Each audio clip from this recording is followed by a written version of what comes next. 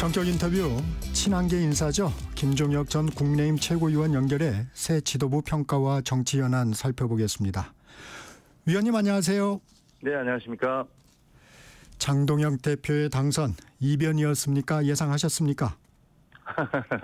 이번 선거는요, 이성과 감정의 대결이었던 것 같습니다. 네. 그러니까 이성이라는 것은 아무리 우리 당이 배출한 대통령이라도 불법적인 위헌적인 계엄을 한 것은 잘못이고 거기에 대해 책임을 져야 된다라는 것들이 온건 중도적인 어떤 보수 진영의 생각이었고요. 네. 그 반대로 아무리 그래도 우리 당에 배출한 대통령만 2번씩 탄핵을 당하느냐, 뭐 이재명 대통령은 범죄 재판받고 있지 않느냐, 이런 식의 감정적인 주장이 또 반대쪽에 있었는데 선거가 진행되면서 계속 이 반대쪽의 주장들, 감정적인 주장들에 대해서 이른바 극우 유튜버들이 거기에 불을 질렀고, 또 우리 후보들 중에서도 더 감정적인 주장을 하는 분이 뽑히신 게 아닌가 이런 생각이 듭니다.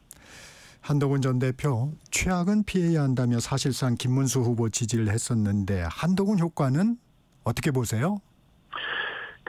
아까 말씀드린 대로 감정적인 대결이 이루어지면서 김문수 후보를 지지했던 분들이 막판에 이제 장동혁 후보 쪽으로 많이 간 것 같아요. 네. 그것을 막기 위해서 이제 이쪽에서 한동훈 대표가 주장했던 최악을 막자라는 거기에 동의해서 조경태 후보나 안철수 후보 쪽의 표가 또 김문수 후보 쪽으로 많이 간 것도 사실이고요. 그래서 빠진 표와 합쳐진 표 이런 것들을 종합해 보면 1차에서 한 5%포인트 정도 김문수 후보가 졌었는데 결선에서는 0.54% 정도의 차이로 졌거든요. 그러니까 좁혀지긴 했지만 아슬아슬하게 그걸 넘지 못했다 이렇게 볼 수 있겠네요. 이 장동혁 대표 첫 지도부 회의에서 과거의 옷을 벗고 미래로 나가야 할 시간이다라고 했습니다. 어떻게 해석하셨습니까? 그건 아주 좋은 방향이라고 생각을 합니다. 왜냐하면 지금 정청래 대표도 그렇고 장동혁 신임 대표도 그렇고 그동안의 행적은 모두 미래보다는 과거에 집착하는 듯한 모습을 보여왔거든요. 네. 그런데 대한민국은 앞으로 나가야 되기 때문에 지금 신임 장동혁 대표가 그런 식의 생각이나 발언들을 하시는 것은 그게 얼마나 구체화될지는 장담할 수 없습니다만 좋은 현상이다라고 생각합니다. 얼마나 구체화될지 장담할 수 없다고 하셨는데 어제 안철수 조경태 의원 등이 참석한 중진회의에서도 분열 세력 결단 관련 발언은 안 나왔다고 합니다. 당분간은 좀 숨고르기인가요? 글쎄요. 근데 대부분의 경우 새롭게 당 대표가 되거나 어떤 자리를 맡으면 통합을 얘기하잖아요. 대통령도 네. 마찬가지고. 그런데 이제 장동혁 후보 같은 경우는 지난 경선 과정에서 계속적으로 분열보다는 결단을 촉구하고 나가라라고 얘기를 하고 이런 식의 어떤 분열적 모습을 보여왔던 것도 부인할 수 없습니다. 네. 근데 본인이 이제 당 대표가 됐기 때문에 과거의 그 발언들에서 어떻게 달라질지는 좀 지켜봐야 되겠는데요. 어저께 연찬회에서 한 번 발언을 한 거를 가지고서 태도가 바뀌었다 이렇게 보기는 쉽지 않겠죠. 앞으로 장동혁 대표가 어떤 식의 발언과 행동을 해 나가시는지에 따라서 그 귀추가 향방이 결정될 거라고 생각을 합니다. 앞으로 당내 친한계는 좀 어떤 행보를 보일까요? 글쎄요. 어떤 행보라는 게 너무 추상적이어서 어떻게 답변을 드려야 될지를 알 수 없습니다만 일단 저희는 당의 쇄신과 변화가 필요하다는 것들을 끊임없이 주장해 왔고요. 네. 그걸 위해서는 윤석열 전 대통령 부부가 윤석열 전 대통령이 저지른 불법적인 위헌적인 비상계엄의 잘못을 인정을 하고 그리고 대통령 부부와 절연해야 된다라는 그런 주장을 계속 해왔습니다. 그런 네. 주장을 바꿀 수는 없는 것이고요. 네. 그리고 한동훈 전 대표는 본인이 어쨌든 정치인이고 많은 지지 또 비난도 많이 받고 있지만 또 동시에 지지도 많이 받고 있는 정치인이기 때문에 그에 걸맞는 어떤 나름대로의 행보를 준비하고 있을 거라고 생각합니다. 이 당이 가정입니다만 분열이 된다면 개헌 저지선이 위태롭습니다. 장동혁 대표도 이 부분을 우려할 수밖에 없지 않을까요? 물론 그렇죠. 근데 당이라는 게요. 이게 사실 깨지기는 참 쉽지 않은 겁니다. 네. 예를 들면요. 지금 이제 장동혁 신임 대표가 선거 과정 중에서 친한계에 대해서 아주 강경한 비난의 목소리를 퍼부었기 때문에 그랬었죠. 친한계가 나가는 것이 아니냐 이런 관측이 있는 거 아닙니까? 네. 그런데 그렇게 따지면 작년에 한동훈 대표는 무려 63%나 되는 압도적 지지로 당 대표가 됐습니다. 그때 용산 대통령실에서 온갖 방해 공작을 했음에도 불구하고 그런 결과가 나왔는데, 만약에 그렇다면 한동훈 대표가 그렇게 압도적인 지지로 당선이 됐기 때문에 그러면 당시에 친윤계는 다 분당을 해야 되는 거 아니냐? 뭐 이런 얘기를 할 수 있는 건 아니잖아요. 그러니까 이번에 그 반대로 그 윤 어게인을 주장하는 분들이 지도부를 구성했다고 해서 나머지 사람들이 다 나가야 된다, 분당할 것이다, 이렇게 예상하는 것도 별로 합리적인 견해는 아닌 것 같습니다. 네네. 장동혁 대표 윤석열 전 대통령 면회를 공언했는데 당 대표입니다. 네. 가야 된다고 보십니까? 아니, 저는 뭐 절대 가면 안 된다고 생각을 하죠. 그리고 이게 뭐 개인 자격으로 한다 이렇게 얘기할 수도 있겠지만 네. 당대표가 된 이상은 개인 자격이라는 게 없는 거잖아요. 대통령이 어떤 행동을 하시면 그게 무슨 대통령이 난 개인으로 한 거니까 상관없어 이렇게 말씀하실 수도 없는 거 아니겠습니까? 근데 지금 국민 대다수가 제가 알기에는 절대 다수가 그 윤석열 대통령의 비상계엄은 잘못된 것이고 그리고 구속은 당연한 것이다 이렇게 응답하고 계시는데 그런 가운데 그 우리가 윤 어게인을 주장하면서 윤석열 대통령을 면회를 가서 그 동조하는 모습을 보인다면 국민들이 과연 우리를 어떻게 생각하실까? 그리고 우리 당과 우리 당에 대한 지지도는 어떻게 될 것인가? 이런 부분을 당대표로서는 당연히 고민하셔야 된다고 봅니다. 장동혁 대표 단일 대우를 강조하고 있습니다. 당내 통합을 위해서 우선적으로 해야 할 일 뭐라고 보십니까? 장동혁 대표나 김민수 최고위원 같은 경우는 네. 우리가 단일 대우니까 내부 총질을 하지 마라. 그러니까 일체 이견을 얘기하지 마라. 이런 주장이신 것 같아요. 그런데 대한민국의 어떤 정당도 그리고 전 세계 어떤 정당도 그런 정당은 없습니다. 심지어는 김영삼, 김대중 절대적인 어떤 리더십을 갖고 있던 그 지도자들 밑에 있었던 그들이 당을 맡았을 때도 당내에 반대의 목소리는 항상 존재했고 심지어는 박정희 전 대통령 시절에도 여러 차례 항명 파동이 있었습니다. 네. 당이 원래 그런 거예요. 당은 하나의 목소리가 있으면 거기에 대한 반대의 목소리가 있고 그런 다양한 의견들을 통해서 발전해 나가는 거 아니겠습니까? 그런데 이런 식으로 단일 대우라는 이유로 다른 사람들이 입을 틀어막겠다라는 식의 태도는 당내 민주주의뿐만 아니라 민주주의의 기본 질서와 원칙에도 어긋나는 것이어서 그건 정당하지 않다라고 생각합니다. 위원님께서 김민수 최고위원 얘기도 하셨는데 김민수 최고위원이 한동훈 전 대표를 겨냥한 듯한 발언을 하고 있습니다. 지난해 11월 당원 게시판에 윤 전 대통령 부부 비방글 관련해서 한 전 대표 가족 연루 의혹이죠. 당무감사 필요성을 공개적으로 촉구했습니다. 이는 어떻게 보셨습니까? 그건 전혀 뜬금없는 소리라고 할 수 있습니다. 왜냐하면 그때 당시에 그 대표 경선 때도 이미 여러 차례 논란이 있었고 네. 그다음에 그걸로 인해서 제가 알기에는 일부 경찰의 고발인가 했던 걸로 알고 있습니다. 그런데 아무런 내용, 결국은 아무것도 없이 끝나버렸지 않습니까? 그러니까 그런 얘기를 갑작스럽게 지금 새 지도부가 들어서서 과거에 있었던 근거 없는 이야기를 제기를 해서 공격을 하려는 것은 당을 분열로 몰아가겠다는 그런 의사가 아닌가 이렇게 생각이 됩니다. 한 전 대표 최근 원외 인사들이 모인 단톡방에 모두 담담히 힘내시죠라는 메시지를 남겼던데 어떤 의미인가요?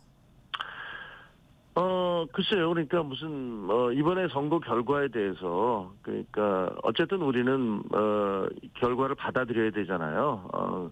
그 결과가 우리 쇄신과 변화를 요구하는 조경태, 안철수 후보가 결선에 올라가지 못했고 그리고 선거에서 더 강성인 후보가 당선되신 것들에 대해서 많은 분들이 실망을 하고 있으니까 네. 그런 부분들에 대해서 좀 위로의 말씀을 한 거라고 생각을 합니다. 중진이죠. 나경원 의원이 지금 당이 어렵게 된 원인 중 하나가 윤 전 대통령과 한동훈 당시 당대표 사이가 나빴기 때문이다. 자신이 당대표였더라면 비상계엄은 없었을 거라고 주장했는데 어떻게 들으셨습니까? 아니 근데 그 말씀을 잘못하면 굉장한 오해를 불러일으킬 수 있는 것 같아요. 네. 그러니까 쉽게 얘기하면 윤석열 대통령의 비상계엄이 한동훈 전 대표 때문에 있었다라고 말하는 것처럼 들리잖아요. 그러면 아니 윤석열 대통령이 무슨 자유민주주의를 수요하고 그 반국가 세력을 척결하고 민주당의 어떤 발목 잡기에 견딜 수가 없어서 내가 계엄을 했다라고 밝히셨는데 그게 아니었다는 얘기입니까? 그 한동훈 대표를 잡기 위해서 계엄을 했다는 얘기인가요? 그리고 그 한동훈 대표 체포조의 명단이 올라가 있었는데 그러면 다른 뭐 이재명, 우원식 이런 분들의 이름은 그냥 한동훈 대표를 체포하기 위한 그 격가지에 불과했다는 것인가요? 저는 뭐 전혀 이해가 되지 않는 말씀이고요. 그 대통령이 집권당의 대표와 갈등 때문에 비상계엄을 했다? 이게 상식적으로 있을 수 있는 얘기입니까? 저는 뭐 전혀 논리적으로 말이 안 된다 이렇게 생각합니다. 이 당직 인선도 관심입니다. 장동혁 대표는 기계적 당평은 하지 않겠다고 했는데 민주당에서는 뭐 전한길 최고위원 얘기도 하면서 약간 조롱 섞인 비판도 합니다. 어떻게 보십니까? 아직까지 이제 뭐 지명직 최고위원이라든가 사무총장이라든가 정책위 의장 그 네. 대표가 권한을 갖고 있는 그 자리들에 대해서 임명이 이루어지지 않았습니다. 그래서 어떻게 될지 좀 지켜봐야 되겠습니다만 뭐 기계적 상평을 하지 않겠다는 얘기는 내 사람을 심겠다라는 얘기잖아요. 근데 그거는 뭐 그럴 수 있겠죠. 근데 문제는 어떤 분들이냐인데 네. 예를 들어서 뭐 전한길 씨처럼 뭐 윤 어게인을 주장하고 내 뒤에는 윤석열 김건희가 있다라고 이렇게 공언을 하는 사람들이라든가 그 동안에 어떤 극우적 주장을 계속 해왔던 분들을 앉힌다면 그러면 아마 국민들로부터 상당한 지탄을 받지 않을까 이런 생각은 들어요. 이 여야 관계도 한번 살펴보겠습니다. 이 민주당 정청래 대표, 국민의힘 장동혁 대표, 강대 강구도입니다. 어떻게 전망하십니까? 아까도 말씀드렸지만 이 두 분이 그 지금까지 해오신 말씀들을 들어보면 미래지향적이거나 대화나 타협이 아니라 모두 과거지향적이거나 그 대결과 충돌 뭐 이런 것들을 선호하시고 그런 발언들을 계속 해오시는 것 같아요. 네. 예를 들면 정청래 대표 같은 경우는 뭐 사람 같아야 악수를 하지 네. 야당에 대해서 이런 극언을 하는가 하면 만날 거냐라고 기자가 물어보니까 대꾸 안 하고 그냥 가버린다라든가 네. 뭐 이런 발언들이 과연 국민들에게 어떻게 보일까 싶고요. 그리고 우리 이제 장동혁 대표의 경우도 되시자마자 이재명 대표를 끌어내리겠다 이런 얘기를 하셨잖아요. 네. 그러니까 이것도 국민들의 투표에 의해서 당선된 대통령을 끌어내린다는 단어를 그렇게 쉽게 쓸 수 있는 건지는 잘 모르겠습니다. 왜냐하면 우리가 윤석열 대통령이 당선됐을 때 민주당이 몇 달 만에 탄핵을 얘기했을 때 저희도 맹렬히 비판했거든요. 이거 네. 대선 불복이다. 이렇게 얘기를 했었는데 저희가 비판했던 대로 똑같이 행동하면 안 된다고 생각을 합니다. 국민의힘 지금 연찬회 1박 2일 일정으로 하고 있는데 이 당에 대한 비판 목소리도 강연에서 나오고 있습니다. 지지층의 극우 지수가 높다. 지지층을 배반하는 정치를 해야 한다. 민심과 당심, 괴리가 안 좋으면 수도권 필패다. 이런 얘기들이 나왔는데 어떻게 들으셨습니까? 민심과 당심이 괴리하면 저희가 필패하는 것은 뭐 너무나 당연한 불보듯 뻔한 것 아니겠습니까? 이 부분을 좀 그런데 좁히지 저는 않으면 이제, 이 부분을 좁히지 않으면 수도권에서는 필패다. 수도권뿐만이 아니고 다른 지역도 마찬가지일 것 같아요. 뭐 민심이라는 게 물론 수도권이 좀 더 비판적이긴 합니다만 다른 지역도 그렇게 별반 다르지 않다라고 생각을 합니다. 심지어는 TK 지역이나 PK 지역에서도 네. 저희 당에 대한 비판적 여론이 높은 걸로 알고 있기 때문에 저희는 좀 더 합리적이고 중도적이고 그리고 온건한 그런 중도층의 목소리를 들으려는 자세를 보여야 되지 않을까 그렇게 생각을 합니다. 연찬회 진행 중에 권성동 의원에 대해서 특검이 구속영장을 청구했다는 소식이 전해졌습니다. 권 의원 부당한 표적 수사라고 주장을 하시면서 불체포 특권을 스스로 포기하겠다고 밝혔습니다. 이 사안은 어떻게 보셨습니까? 권성동 의원이 불체포 특권을 포기한 것은 대단히 잘한 것이다라고 생각을 합니다. 그리고 네. 그 권 의원이 민주당을 상대로 보란 듯이 내가 그렇게 하겠다라고 네. 말씀을 하셨어요. 그것도 용기 있는 결단이라고 생각을 합니다. 하지만 그 지금 실제로 통일교로부터 어떤 자금 지원을 받았느냐 어떻느냐에 대해서는 서로 양자의 주장이 완전히 갈리고 있기 때문에 그거는 제가 논평하기는 좀 곤란하고요. 네. 이거 결국은 영장 실질심사에서 양측이 어떤 증거를 제시해서 그 영장 전담 판사님을 설득하느냐 그것이 더 중요할 거라고 생각합니다. 불체포 특권 포기 부분에 대해서는 긍정적으로 평가하지만 어차피 혐의 내용에 대해서는 좀 다른 부분이다. 그건 제가 알 수는 없는 부분이니까 양측의 네. 주장이 갈리고 있으니까요. 그렇죠. 국민의힘에선 야당 추천 몫의 국가인권위원회 위원 선출안 부결에 대해서 반발하는 차원으로 상임위 보이콧 중입니다. 이런 대응은 어떻게 평가하십니까?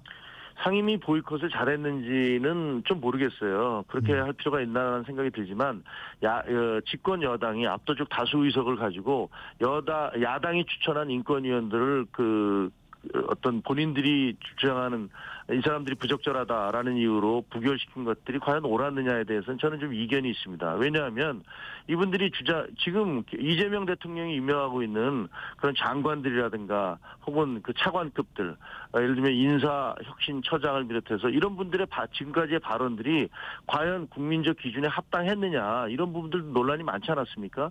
그런데 이런 사람들은 그냥 임명을 하면서 야당 몫의 인권위원들에 대해서는 집단으로 부결을 시킨다라는 것들이 과연 어떤 의미일지 좀 생각해 봐야 될 것이고요. 그 주장 자체가 별로 좀 이해가 안 돼요. 예를 들면 네. 청소년들의 성적 자기 결정권들을 인정해 줘야 된다라는 그런 굉장히 운동권 시민단체적인 주장을 집권당이 같이 하고 있다는 것도 좀 이해가 안 되고요.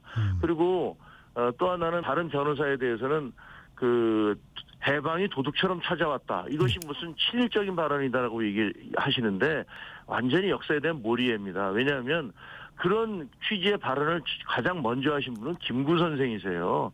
그리고 조금만 검색해 보면 이른바 진보 좌파 진영의 인사들이 얼마나 많이 해방은 도둑처럼 찾아왔다라고 말씀을 하셨는지 발언들을 하셨는지 금방 알 수 있거든요. 그리고 또 하나는 이분이 무슨 누구 변호인을 했었다.